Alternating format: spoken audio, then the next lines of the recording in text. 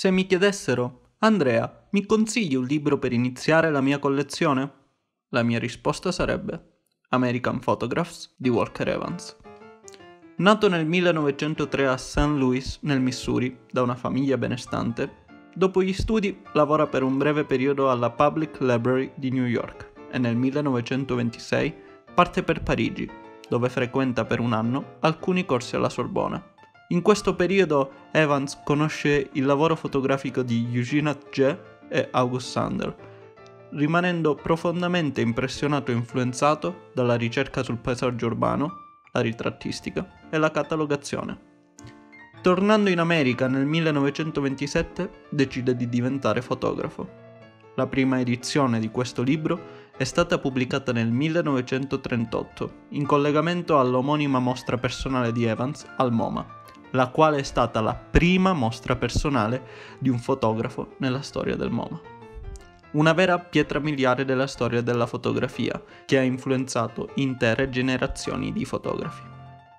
In un'intervista fatta a Stephen Shore da David Company, Shore racconta di aver ricevuto una copia di American Photographs all'età di 10 anni e afferma che Evans e il suo lavoro non lo hanno semplicemente influenzato, ma lo hanno guidato per tutta la vita, come un faro nel buio della notte. Luigi Ghirri descrive l'opera di Evans come una tra le poche della prima metà del Novecento che lascia agli spazi, agli oggetti, ai paesaggi, il compito di rivelarsi al nostro sguardo, con una riservatezza e una dignità prima sconosciute. È molto interessante notare che nella sovracoperta del 1938, riportata fedelmente nella ristampa che possiedo, compare la dicitura «Le riproduzioni presentate in questo libro sono destinate ad essere guardate nella loro sequenza data».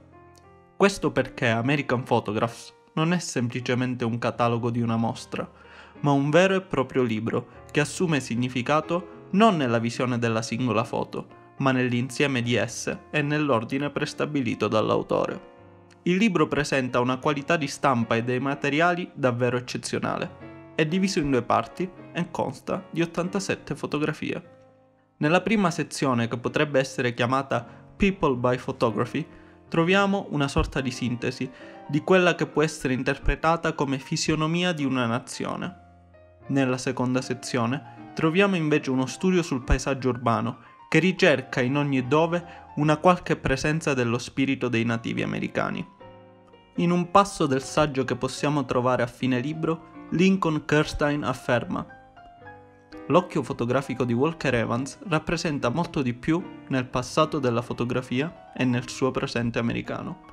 Il suo occhio può essere descritto come antigrafico o almeno anti-artistico fotografico. La fotografia in sé probabilmente non lo interessa. Non lo si pensa prima di tutto come un fotografo.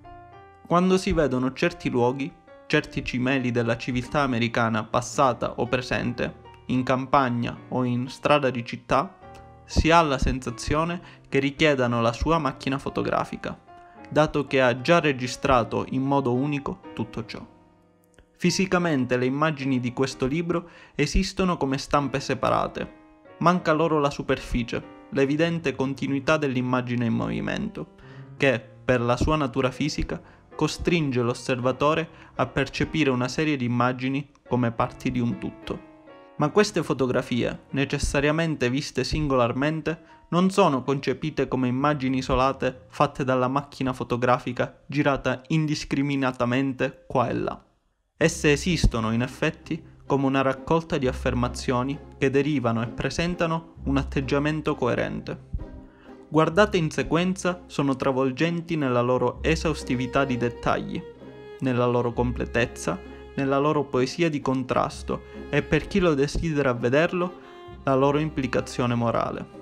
Walker Evans ci sta dando la civiltà contemporanea dell'America orientale e le sue dipendenze come Atget ci ha dato Parigi prima della guerra e come Brady ci ha dato la guerra tra gli Stati Uniti.